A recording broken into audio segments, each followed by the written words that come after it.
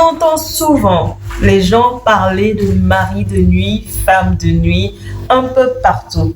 Mais c'est un sujet qui est tellement banalisé, les gens en parlent dans l'amusement, sans mesurer la gravité. Voilà pourquoi, bien-aimé, nous nous sommes sentis interpellés pour te parler de ce sujet, afin que si tu es dans le cadre de figure où tu vois la présence de mari de nuit dans ta vie, bien-aimé, que tu te lèves pour ta délivrance, et cela rapidement. Alors nous t'en parlons tout de suite après le générique.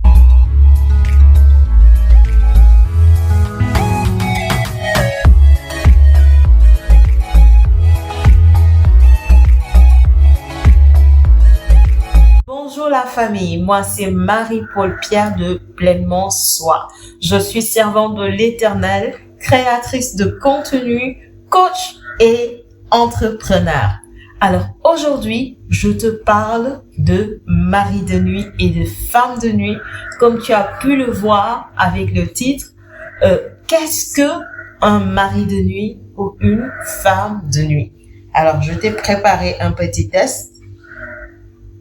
On appelle mari ou femme de nuit les esprits succubes ou incubes qui sont des démons qui prennent corps pour abuser sexuellement un homme ou une femme pendant qu'il dort.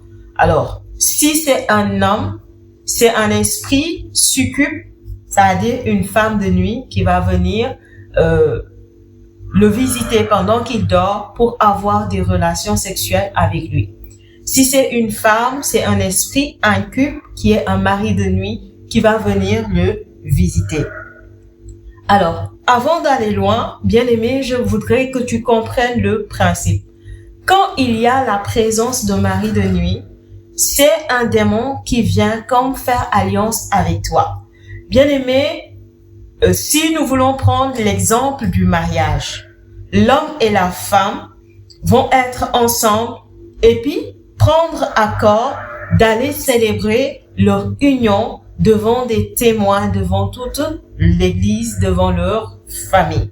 Et dès qu'ils célèbrent l'union, il y a une alliance qui les relie entre eux.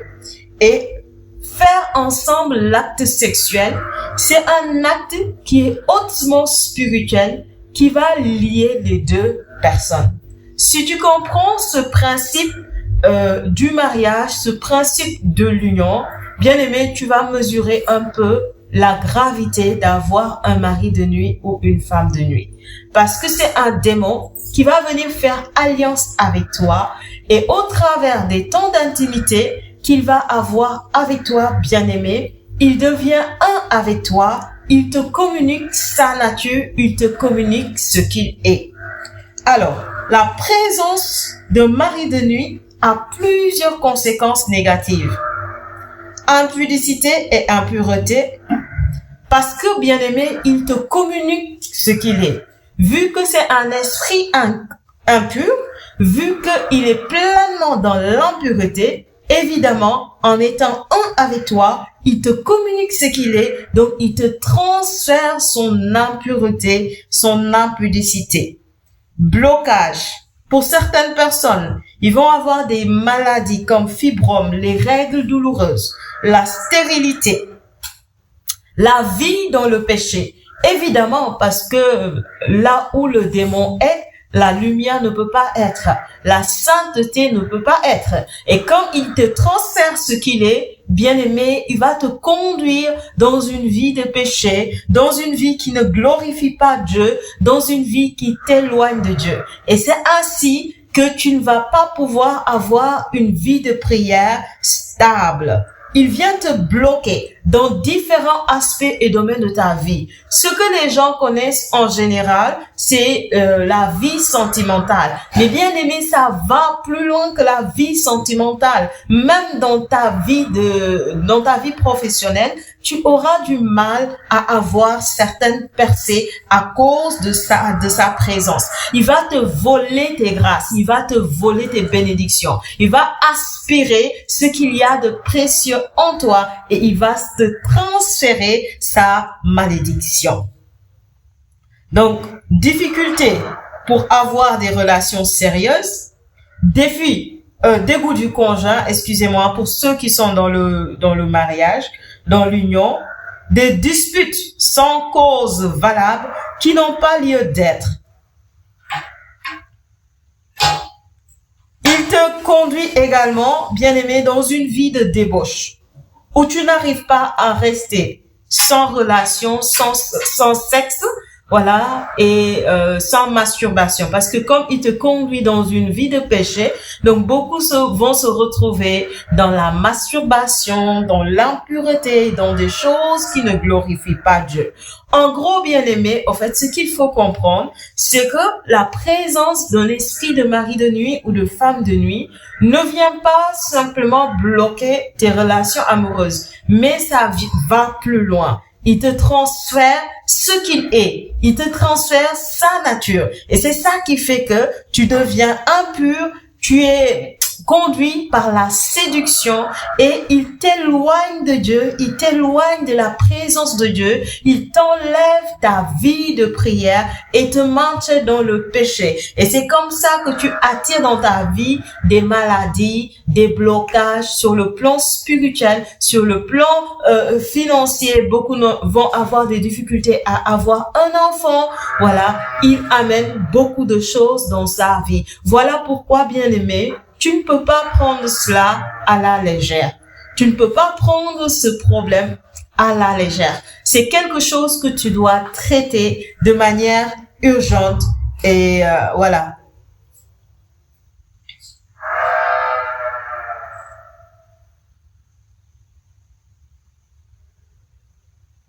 Alors, bien-aimé, je voudrais véritablement que tu comprennes la gravité de banaliser au fait la présence d'un mari de nuit.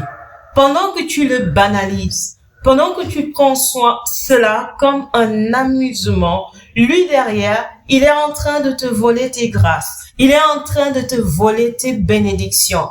Imagine une vie où tu as des difficultés à progresser sur le plan spirituel. Tu peux avoir les diplômes, tu peux avoir l'intelligence, tu peux avoir tous les bagages qu'il faut pour réussir dans la vie, mais cependant, ne pas pouvoir te concrétiser, ne pas pouvoir t'accomplir, ne pas pouvoir avoir les promotions auxquelles tu aspires. Tout cela à cause de sa présence. Et sa présence vient t'amener des difficultés dans tes relations de couple. Si tu es marié, ça te donne des difficultés avec ton mari jusqu'à voir même des fois t'amener dans le divorce.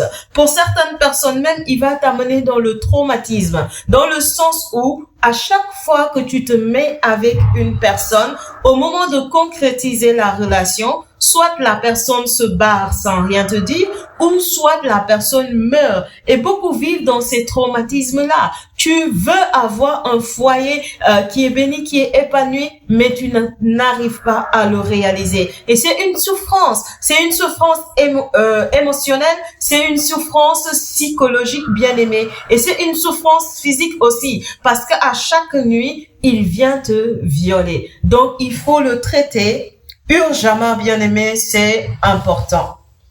Alors, qu'est-ce qui l'amène dans notre vie? Qu'est-ce qui l'attire dans notre vie? Je te donne 3 choses, juste 3. La première chose, c'est la vie de désordre. Bien aimé, à vouloir aller fréquenter les prostituées, à vouloir fréquenter les hommes qui ont trop de copines. Ils sont comme des sages. Ils sautent de branche en branche, de branche en branche. Et avec chaque copine, ils tissent des liens sexuels. Bien-aimé, si tu fais pas attention, tu fréquentes de telles personnes, tu risques d'avoir la présence d'un mari de nuit, parce que c'est une brèche que tu es en train d'ouvrir au travers de la vie de débauche, de la vie d'impureté, de la vie de péché. Pour les personnes également qui aiment trop plaire, qui aiment trop être dans la séduction. Tu ne cherches pas forcément une relation, mais tu es tout le temps dans une attitude de vouloir plaire aux gens, de vouloir séduire aux gens, de vouloir toujours être sexy, de vouloir que les hommes te regardent. Et si toutefois ils ne te regardent pas, cela te met mal à l'aise, cela te dérange. Tu as toujours besoin de faire quelque chose pour attirer le regard des hommes. Bien aimé, ça cache derrière la présence d'un mari de nuit, ou si tu fais pas attention, ça va l'attirer dans ta vie. La deuxième chose, c'est ce qu'on appelle les portes ouvertes. Les portes ouvertes, voilà, ce sont des péchés tels que par exemple l'idolâtrie, voilà, les péchés que nous faisons tous les jours, qui sont graves et qui ouvrent dans notre vie comme une porte. Quand on parle de porte ouverte, en fait, ça veut dire que ça donne accès aux démons à ta vie. Imagine une personne qui va chez les devins pour consulter. Voilà, celui qui fait ça, il est en contact avec les esprits. Donc, ne sois pas surpris que cela soit une porte ouverte et que ça puisse amener, voilà, des esprits dans ta vie. Quand tu as l'habitude de faire certains types d'adoration, comme aller dans les rues, faire des bains bizarres, porter des gris-gris, bien aimé, toutes ces choses-là ouvrent des portes dans notre vie et le diable se saisit de ces portes-là pour entrer dans notre vie. Des fois aussi, quand il y a la colère, une grande colère qu'on n'arrive pas à maîtriser et on se laisse emporter, le diable, généralement, il se saisit de cette occasion pour avoir la main mise dans notre vie. Il peut y arriver, bien aimé, également qu'on ait la peur. Vous savez, des fois, des gens qui assistent comme ça à un accident ou à un événement qui les choque, à un tel point, ils ont une grande peur. Voilà, l'esprit se saisit de cette occasion-là pour entrer dans notre vie. Mais dès l'instant qu'on observe les premiers signes, bien-aimés, on doit se lever et manifester notre autorité d'enfant de Dieu et ne pas le laisser, voilà, s'enraciner dans notre vie. L'autre chose, ce sont les parents. Vous savez, malheureusement, nos parents, ils n'ont pas connu très tôt cette union avec Dieu, cette intimité avec Dieu. Donc, pour plusieurs, ce qu'ils savaient, c'était aller adorer les esprits dits de protection, voilà. Et ils ont adoré dans plusieurs de nos familles. Ce sont les esprits-là qui sont adorés. Et malheureusement, il y arrive des cas où les parents eux-mêmes vont donner leur enfant comme pour faire alliance avec l'esprit. Donc ils cherchent une grâce, ils cherchent une bénédiction, ils vont aller consacrer l'enfant à l'esprit. Donc sans forcément en être conscient, et des fois c'est pleinement conscient, ils sont en train de faire une alliance entre l'esprit et l'enfant, entre l'esprit et la famille. Et cela aussi, ça fatigue parce que le diable va se considérer comme étant ton mari, tu es sa propriété, et puis c'est comme s'il a un droit légal sur ta vie. Voilà, voici les causes. Maintenant, bien-aimé, comment tu dois faire pour savoir que dans ta vie, il y a un esprit de mari de nuit ou de femme de nuit? Je te donne quelques signes. Le premier, c'est quand tu as l'habitude d'avoir des rapports lors de tes rêves. C'est-à-dire la nuit quand tu dors, tu vois que tu es en train de faire l'amour avec quelqu'un. Des fois, tu ne vois pas son visage, ou bien tu vois son visage. Ça peut être quelqu'un que tu connais comme quelqu'un que tu ne connais pas. Mais tu vois que cela se passe régulièrement dans ta vie. Tu fais souvent l'amour dans tes rêves. Pour d'autres personnes également, ça va être beaucoup d'images d'impureté lors de tes rêves. Ce n'est pas forcément toi qui fais l'amour, mais à chaque fois, c'est comme si dans tes rêves, tu ne vois que des scènes pornographiques, que des images impures, que de l'impudicité, la fornication. Dans tes rêves, c'est tout ce que tu vois. Voilà, quand tu vois tout le temps des images impudiques et que ça suscite quelque chose en toi, bien-aimé, il faut faire attention. Quand tu as tendance à repousser de potentiels partenaires dans ta vie sans excuse valable. Ça dit, beaucoup de personnes te courtisent, mais parmi ces personnes, aucune ne te plaît. Bon, ils ont le potentiel de te plaire, mais tu les repousses sans pour autant comprendre le pourquoi. Généralement, c'est la présence de mari de nuit. Ou à l'inverse, l'homme, il vient vers toi. Vous commencez à discuter, à sympathiser. Le feeling entre bien, mais pour une raison que vous ne connaissez pas, d'un coup, il vous abandonne sans vous avertir, ni rien dire. Donc, d'un coup, il ne vous parle plus, il ne vous écrit plus et il ne donne pas d'excuses. L'autre signe, c'est quand on aime trop plaire aux gens, quand on aime séduire, tout le temps en s'habillant, on est en train de vouloir mettre son corps en valeur, de sorte à ce que les gens nous regardent, surtout de sexe opposé. Voilà, que l'on puisse nous regarder, que l'on puisse nous désirer. Pourtant, si cette personne vient vers nous pour nous courtiser, nous allons le repousser. Mais tout ce que nous voulons, c'est attirer l'attention, plaire à la personne. Et quand la personne ne semble pas être embarquée dans cela, cela nous met mal à l'aise. Ça vient comme nous vexer ou nous frustrer. Ça témoigne, bien aimé, de la présence d'un mari de nuit. Voilà. Généralement aussi, quand on désire les inconnus, c'est-à-dire une personne que tu ne connais pas, qui peut-être physiquement n'a rien pour te plaire ou t'attirer, tu es conscient que il y a pas grand-chose en lui qui pourrait te plaire et que entre vous deux, il y a rien qui pourrait prédire que vous pourrez être en relation ou marcher ensemble. C'est un homme qui clairement, s'il vient vers toi, tu vas dire un non catégorique. Mais pour une raison que tu ne connais pas, tu vas te mettre à désirer la personne et à comme vouloir que la personne puisse te désirer. Donc, tu es même dans une voiture avec des inconnus, des gens que tu ne connais pas, que tu n'as jamais vus, que tu rencontres pour la première fois, et puis tu te surprends à vouloir que les autres te désirent ou à être en train de désirer ces personnes-là. C'est la présence d'un mari de nuit.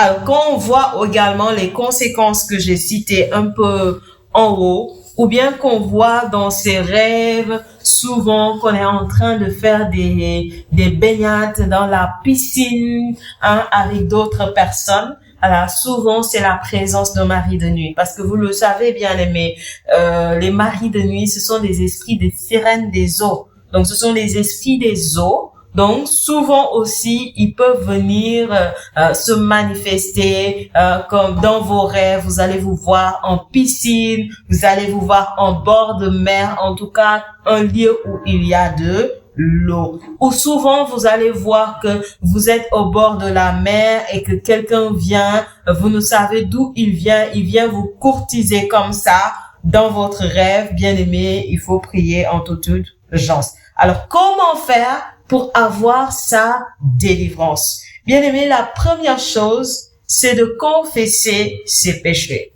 Pour pouvoir se délivrer de la présence d'un esprit succube ou incube, il faut savoir quelle est la cause. Comment il a fait pour être dans ta vie? Est-ce que c'est parce que tu avais une vie désordonnée?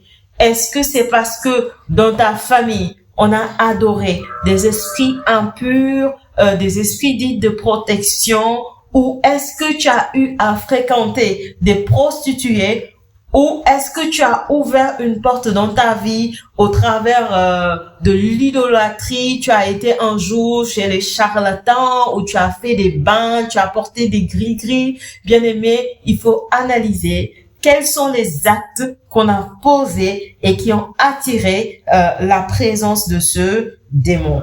La deuxième chose, c'est de connaître notre identité en Christ. Alors, il te faut savoir que tu es en Christ. La Bible dit dans Jean 1:12 que lorsque tu as reçu Jésus dans ton cœur et tu as cru en lui, que Dieu t'a donné le pouvoir de devenir enfant de Dieu. Bien-aimé, tu n'es pas n'importe qui, tu es enfant de Dieu. Et parce que tu es enfant de Dieu, tu ne peux pas entretenir des liens avec un démon. Parce que tu es un enfant de Dieu, un démon n'a pas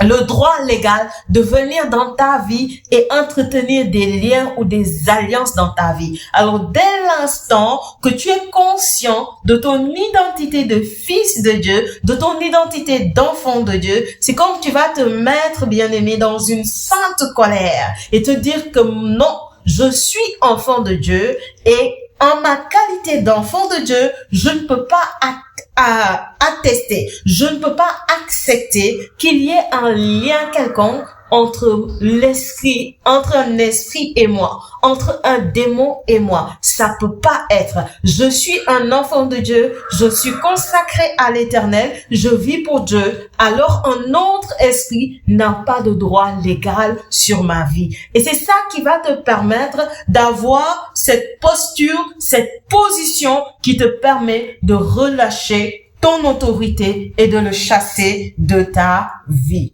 La chose qui est importante également, bien-aimé, c'est de naître de nouveau.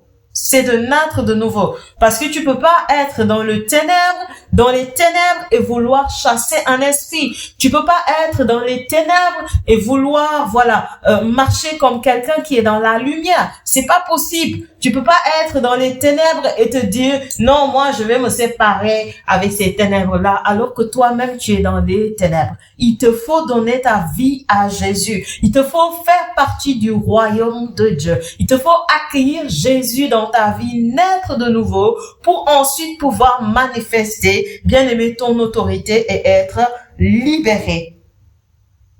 Autre chose, bien aimé, invoquer le sang de Jésus. La Bible nous dit que Christ s'est donné sur le bois de la croix afin que nous soyons sauvés. Par son sacrifice sur la croix, il a pris nos malédictions et il nous a donné sa bénédiction. Et cela est passé par le moyen de son sang. Bien aimé, la Bible nous dit qu'il s'est vidé de son sang jusqu'à la dernière goutte. Lorsque son sang a touché le sol, bien aimé, les morts sont sortis de leur tombeau et ils marchaient sur la terre des vivants. Le sang de Jésus opère des miracles. Le sang de Jésus contient la vie. Le sang de Jésus opère des œuvres de restauration, de transformation, de guérison. Alors, il te faut invoquer le sang de Jésus. Déjà, pour avoir le pardon de tes péchés, mais également pour enlever, nettoyer, effacer tout ce que l'esprit impur a pu semer dans ta vie. Il faut l'arracher, il faut le déraciner par le moyen du sang de Jésus pour avoir une restauration totale et profonde et ainsi avoir ta délivrance. Voilà, et ainsi avoir ta délivrance. Dernière chose pour avoir la délivrance, ça va être de briser l'alliance et de proclamer le divorce par notre autorité en tant qu'enfant de Dieu. Bien-aimé, l'esprit impur, il s'est saisi d'une occasion où tu as ouvert une brèche, où tu as commis un péché, ou bien tes parents ont fait des alliances devant les esprits dits de protection et il s'est saisi de ce moment-là pour venir dans ta vie. Mais aujourd'hui, par le fait que tu aies accueilli Jésus dans ta vie, Dieu t'a donné le pouvoir de devenir enfant de Dieu. Et ce pouvoir-là, tu peux l'exercer totalement. Tu peux l'exercer entièrement car Jésus t'a donné pouvoir et autorité de marcher sur serpents et scorpions et de fouler à terre toutes la puissance de l'ennemi. Ça veut dire que tu peux élever la voix et ordonner que le divorce s'opère. Ordonner qu'il y ait une rupture entre lui et toi et l'ordonner qu'il ne revienne plus dans ta vie t'importuner. Parce que toi, tu es enfant de Dieu et lui, il est dans les ténèbres. Entre vous deux, il ne devrait pas avoir de lien. Alors, bien-aimé, voilà, déclare ton autorité et prononce le divorce, prononce la séparation, ordonne-lui de quitter ta vie, voilà, ordonne-lui de dégager, de prendre tout ce qu'il a semé dans ta vie et de partir avec, et récupère toutes les grâces que Jésus t'a accordées et que le diable t'a volées au travers de cet esprit de succube ou incube. Bien-aimé, j'espère t'avoir éclairé au travers de cette capsule. Comme toujours, je suis dans la joie de passer ces moments merveilleux dans la présence du Seigneur et je prie pour toi que l'Éternel te bénisse, que l'Éternel te comble de sa grâce, de sa faveur et puis reste connecté. On se dit à la prochaine fois.